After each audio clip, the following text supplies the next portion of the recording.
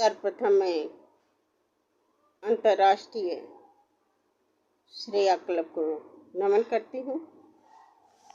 नवरात्र का आज 6वां दिन है। इस दिन माता कात्यायनी की आराधना की जाती है। माँ दुर्गा के 6वें स्वरूप का नाम कात्यायनी है। इनका कात्यायन नाम पड़ने का एक कारण है कि कत नामक एक प्रसिद्ध महर्षि थे। उनके पुत्र ऋषि कात्य हुए। इन्हीं कात्य के गोत्र से विश्व प्रसिद्ध महर्षि कात्यायन उत्पन्न हुए थे। इन्होंने भगवती परा अम्बा की उपासना करते हुए बहुत वर्षों तक बड़ी कठिन तपस्या की। उनकी इच्छा थी कि माँ भगवती उनके घर में पुत्री के रूप में जन्म ले। माँ भगवती ने उनकी यह प्रार्थना स्वीकार की। कुछ काल पश्चात जब दानव महिषासुर का अत्याचार पृथ्वी पर बहुत बढ़ गया, तब भगवान ब्रह्मा, विष्णु और महेश तीनों ने अपने अपने तेज का अंश देकर महिषासुर के विनाश के लिए एक देवी को उत्पन्न किया।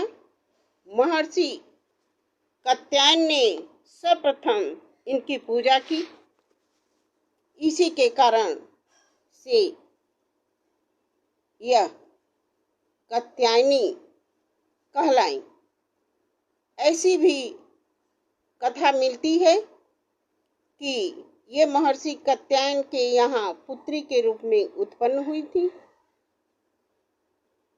अश्विनी मास चतुर्दशी का जन्म लेकर के शुक्ल सप्तमी, अष्टमी तथा नवमी 3 दिन तक इन्होंने कात्यायन ऋषि की पूजा ग्रहण कर 10वीं को महिषासुर का वध किया था।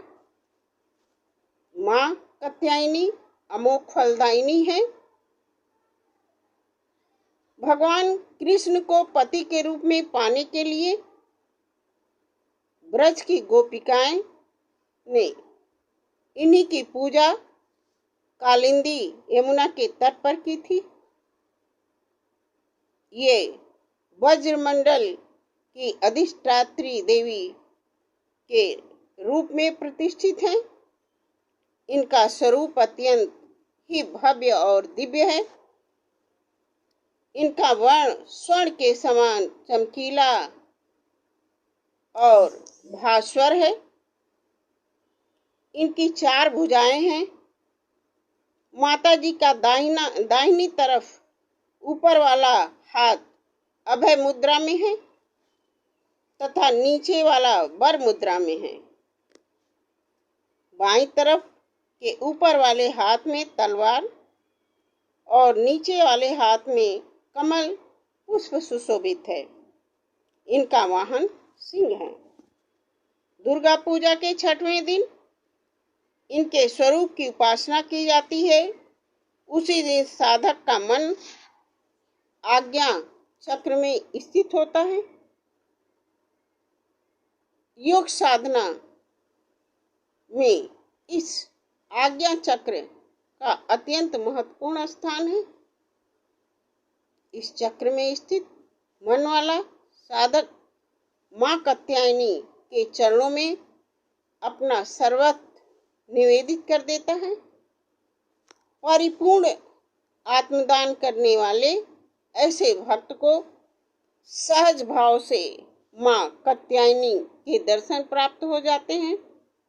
माँ कात्यायनी की भक्ति और उपासना द्वारा मनुष्य को बड़ी सरलता से अर्थ, धर्म, काम और मोक्ष चारों फलों की प्राप्ति हो जाती है।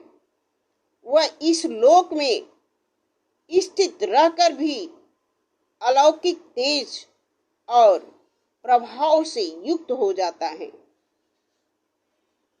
उसके रोग, शोक, संताप, भय आदि सर्वथा विनष्ट हो जाते हैं। जन्म जन्मांतर के पापों को विनष्ट करने के लिए माँ की उपासना से अधिक सुगम और सरल मार्ग दूसरा कोई नहीं है। इनका उपासक निरंतर इनके सानिध्य में रहकर परम पद का अधिकारी बन जाता है।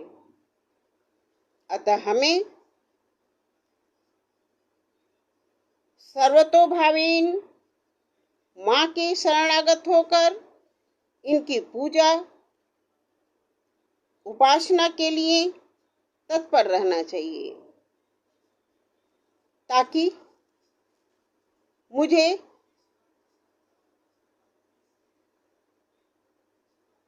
इनके प्रति जो निस्वार्थ भाव से भक्ति भावना है उसे कर सके और निस्वार्थ भाव से किया गया भक्ति में ही सुख की प्राप्ति होती है। ईश्वर